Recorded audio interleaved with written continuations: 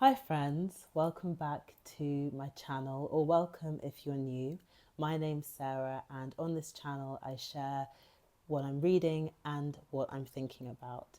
I hope that sounds like something you might be interested in and want to stick around for today.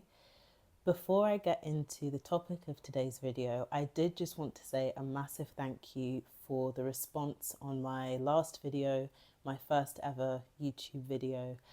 In all honesty, I wasn't expecting anybody to see it. I would have been happy if 10 people saw it. And to see the response that it has had in terms of the views, likes, comments, subscribes, I know that it is quite small in the big scheme of YouTube, but to me, it is a lot, and I'm just so grateful for it and for everybody that watched it and engaged with me and the video in some way. So thank you so much. I hope that you enjoyed today's video and that you stick around and see where this journey will go. So today I wanted to share 3 poems. They're 3 of my favourite poems and share some of my reflections. I didn't pick them with the intention of them linking and finding a through line, but when I finished choosing them and reflecting on them, I realised that actually there was quite a lot of commonality between them. And that's why I have grouped them under the themes of life, love, and refuge. So what I'll do is read each of the poems, I'll talk about them a little bit, and then at the end of the video, I will share some reflection prompts that hopefully will help you to engage not only with the poems more, but in your own lives a bit more as well. So we'll get into the first one. This is Wound is the Origin of Wonder by the Romanian-American poet Maya C. Popa. And the poem that I will be reading from here is called Dear Life.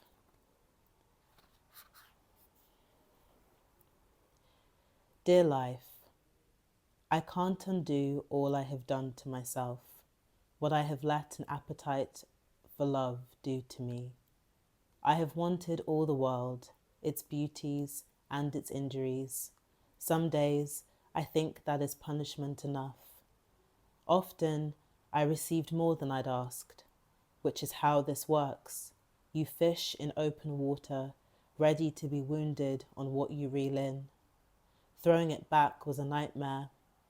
Throwing it back and seeing my own face as it disappeared into the dark water. Catching my tongue suddenly on metal, spitting the hook into my open palm. Dear life, I feel that hook today most keenly. Would you loosen the line? You'll listen if I ask you if you are the sort of life I think you are. So that was Dear Life by Maya C. Popa. I think this is a wonderful poem, and the poem itself sits before the 3 parts of the collection, and in a way it acts along with the title and one of the epigraphs in the collection as a way of framing and of opening the landscape for the poems that are coming after. It's a lovely bit of etymology in the first epigraph, where she writes, wonder from the Old English wundor is thought to be a cognate with the German Wunde or wound. And in that way, the poem and the collection overall is exploring this intimate and intricate relationship between wonder and wounding, and is making the case that not only are these 2 things running side by side, but that they are part of each other in a way, that there is a form of wounding in wonder and in the wonderful, and conversely, in wounding there is also wonder as well. For me, it reminds me of the word awe, where awe can both be something, the object of something of reverence and of admiration, but at the same time of fear and uncertainty, perhaps. And so we see this in the poem where both wonder and wounding are happening sometimes on the same line. So, to start with the title, Dear Life, it sounds like a letter being addressed to life. But the way that I read this poem as if it's a prayer, I imagine myself standing at the edge of a lake or river or some kind of open water. And I think that's probably because of the image and the rest of the poem. And I imagine myself in communion and in conversation with that which is bigger than me. For you, that might be God, it might be the universe, the divine, nature. But there is this sense of the smallness of myself as a human in conversation with the world around me, and that I am a very small, albeit significant part within a much wider network of present, past, future, of being here now, and people that are all across the world from me.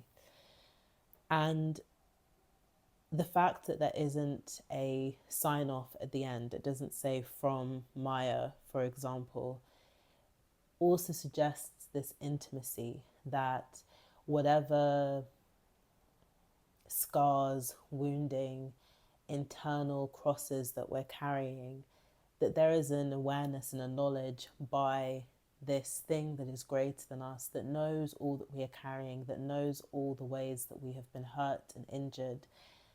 And there's no need to declare who it's from, because they know, and you know that they know, whoever the they is for you. One theme that runs through this poem for me is that of duality and this wonder and wounding. And the way that the speaker addresses this, she says, that's how this works. You get more than you ask for.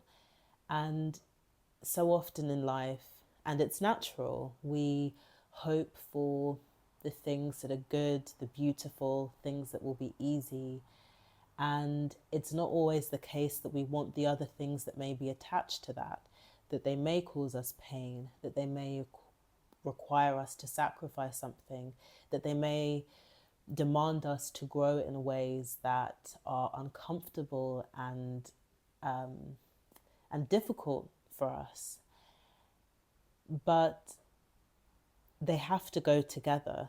And we see that when the speaker moves on to say, throwing it back was a nightmare. It was difficult. Throwing it back and seeing my own face as it disappeared into the dark water. And suggesting in that image, to me at least, that if you want to throw some of the difficult things back, you're not only also having to give up the good, that means actually giving up yourself. That if you are living and you want to be alive, that you have to take both the wonderful and the wounding together. And it's a reminder, I suppose, that all of this is what it means to be truly alive. And then we reach the end of the poem. The lines, would you loosen the line? You'll listen if I ask you, if you are the sort of life I think you are. And we arrive at this place of hope and uncertainty, if is repeated twice, but ultimately a belief around life being merciful, generous, nurturing, safe, supportive. And we can unpack that. Is that just a belief that the speaker hopes to have about this life? Is that really the way that they see life to be? But if we think about our own lives, I think those things often are seen quite similarly. You know, we need to be able to navigate life and all of its challenges and complexities. We're constantly needing to negotiate both the realities that we find ourselves in, but also the beliefs that we have about this life. Even in those last few lines, there's this sense of collaboration, that life is co-created, that both at one level the speaker is accepting a level of surrender, that life is going to come with all of these different and difficult things, but at the same time there is an agency around what I ask from for life, or how I choose to live my life. So it ends on a cliffhanger. We don't know what happens after this, but there is a feeling that this is a conversation that the speaker has quite often with life. And I'm sure that we can all testify to that in our own lives, and what we ask of life and what we hope for our lives to look like and to be, especially in moments of difficulty. So that is Dear Life by Maya C. Popa. The next poem I am reading from my laptop because I discovered this poem on the tube, on the London Underground. So if you have visited London or you live in London, you'll know that on the tube trains they have different adverts, but they also have an initiative called Poems on the Underground. And occasionally you'll see a poem sandwiched between two completely random and unrelated adverts. But it is such a lovely initiative, and there are several poems that I have found through it. So the poem that I will be reading today is called The Weight of the World by Seneviratne, and this is from the poetry collection Unknown Soldier that was published in 2019. The poem goes: Oh, how they blew like fast sails in the breeze, my mother's wet sheets, pegged hard to the rope of her washing line. There was always hope of dry weather, and no need for a please or thanks between us as we hauled them down. Whether to make the fold from right to left, or left to right, to tame the restless heft. My job to know. I won't call it a dance, but there were steps to learn and cues to read. The give and take of fabric passed like batons in a relay race. She was my due north, her right hand set west, mine tracing the east. We closed the distance, calmed the wayward weight, bringing order to the billowing world. That was The Weight of the World by Seneviratne. If you watched my first video, you know that I love Jamaica Kincaid, and Jamaica Kincaid is the queen mother of talking about family relationships, and particularly mother-daughter relationships. And I'm sure you will find, if you continue to watch this channel, that you'll see that I am a sucker for mother-daughter, father-daughter, any kind of familial story I love, and that translates to poetry as well. And so this poem immediately captured my heart, and I've thought about it often. There is such a strong sense of the child in this poem. Moving from the title, The Weight of the World, and the first line is a description of vast sails in the breeze. Immediately the image of huge ships sailing on the sea comes up in my mind. But then by the second line we move to my mother's wet sheets, and so we realize that we're talking about laundry, which appears to be something that is so small and ordinary, but it's in that we can appreciate the magnitude of this seemingly small ritual in the child's mind. And of course, we don't know when the speaker is writing from, but it seems like there is some distance. And so, even in her memory as an adult, this ritual and routine of taking clothes off of the clothesline looms so large and takes up so much space in her mind.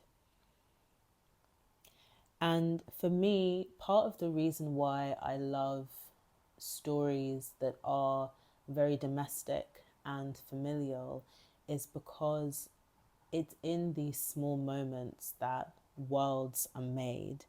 And so it doesn't feel superfluous for the speaker to describe this scene or to title it The Weight of the World, because in that ritual and that routine of being with your mum and taking clothes off of the laundry line, that speaks to a world that is being created around you and that you're part of, and an awareness of what that world means to you. In this poem, there's a feeling of stability, safety, security, of love, home, of assured quality time, perhaps. You know, if mum is busy doing many different things, that actually it's through being with her in these chores that this is the time that we have together. And it makes me think about those rituals and routines that I have with my own mum and with people that I love, things that are very easy to take for granted, but actually there is such a level of intimacy and closeness in these seemingly mundane things. And I love the feeling of the shorthand. She says, I won't call it a dance, but there were steps to learn and cues to read. And you can just imagine, and you know, I know of myself as a daughter, both when I was younger, but even now, you know, you're looking to your mum for you know, what does she want me to do, or does she like that I'm folding it in this way, or how is she doing it, and how can I learn from her and be like her. And so there's so much going on in this poem, and I find it incredibly evocative. And like all poetry, it acts as a very concentrated drop of something that falls into this pool of water that is so wide and expansive, and you can swim in, as it feels like the speaker is swimming in this memory.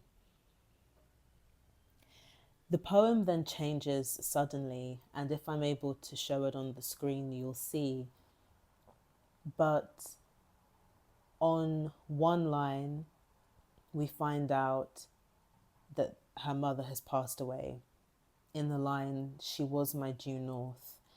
And it comes suddenly, and it feels quite disorientating reading it, because we've been lulled into this feeling of security, and the rug is then pulled from underneath us. And in that, it captures, I suppose, how the speaker is feeling or was feeling as a child when this stability and routine they had with their mother suddenly stopped because their mother was no longer around. And the way that she writes about this is so beautiful, in the images of a rising and of a setting sun, her right hand set west, mine tracing the east. So this sun that is just coming up as her mother's sun is setting. And she says they calmed the wayward weight, bringing order to the billowing world. And it's in that image in particular that the word refuge came to mind for me, because it's in these relationships that act as shelters for us in a world that is chaotic and lacks order and is billowing and uncertain in the way that the speaker describes it. And so I think about, what are these rituals and routines that seem small but signify and mean so much to me, and why? What is it that they signify? What am I getting from them, and what would I miss if they were no longer in my life? So I hope you enjoyed that, The Weight of the World by Seneviratne. The next poem I will also read from my laptop, and this one I found on Poetry is Not a Luxury, which is an Instagram account that if you're into poetry and you don't follow it, I highly suggest you do, because the curation of poems is both fantastic but at the same time prolific. It's a really great resource. This is a poem by the poet Emily Jungim Yoon, and the poem is called Vow. I love you. I don't know how else to begin. How we began, though, was almost as if it were already written. The details of how we arrived at each other to say, I love you, even as we fall asleep. To let each other's name be the first sound we utter every morning can only be a gift of careful construction, a design of an elsewhere where we were already together. Saying nothing, you make me want to live more meaningfully. The world is so wild, beautiful, and terrifying, and everywhere we turn, a new atrocity. Then I close my eyes and picture joy. Among things, there is this day. Among faces, there is yours, and I am no longer afraid. I watch you in your own quiet moments, and I want this life. I want this life to be longer. All I want is more time with you. I love you. This is the only way I know how to end. Oh, I love this poem so much. This is such a beautiful love poem, and it resonates with me a lot for personal reasons in capturing my relationship. But as ever, I think poetry is able to mean multiple things. And for me, I'm always really interested when the word love comes up and what we think about when we think about love. Because while this poem is more immediately a poem about romantic love, I think there's aspects of it that also apply to other loves that we have in our lives. But before we get into that, I'm running away with myself. The first thought that I had when reading this poem is around the limits of language. The poem both begins and ends in a, we do a 360. We begin with, I love you, I don't know how else to begin, and we end with, I love you, this is the only way I know how to end. And in that, there is a level of humility and of frustration, perhaps. You know, I don't know how else to communicate with you how I feel. My words are limited. I can only say I love you. And a hope that this will be enough, that you will understand what I mean and how I feel. And I think we can all think of examples where whatever tools we have to express ourselves, whether that is words, painting, photography, cooking, that we really hope that in whatever we're offering, that we've baked enough love and enough of our feeling into it that it really will reach the other person. And I find that so interesting, that so much exists between two people, but can those two people ever really know exactly how the other feels and what truly is being exchanged with one another? I think sometimes there are glimmers of that, but oftentimes it's quite difficult to be tapped into that. And I feel like this poem captures it beautifully. Structurally, this poem to me is like a wave, and we reach this point of the world is an awful place. There are so many atrocities, but at the same time, I want to live. You make life more meaningful. And not only do I want this life, I want this life to be longer. And this is where I was saying some of the connections with the other poems, because particularly with Dear Life by Maya C. Popa, there is this sort of ambivalence where life is at once awful, but I want to be in this life because it is so wonderful at the same time. And whether it is a romantic partner or it is a sibling, a parent, a friend, whoever, I wonder who are the people that make life meaningful for you, that you want life to go on longer for so you can be with them more. I really love the way that the poem also collapses a feeling of time, especially with the way that it sort of begins and ends in the same place. It feels like a closed loop. It feels like it is complete, and it is all things at once and eternal. In that way, it makes me think about how people are portals too, that there are people that do stop time because of the depth of relationship and feeling and connection with one another. And so my thoughts with this poem is who makes your life more meaningful? Who makes you want to live life more meaningfully?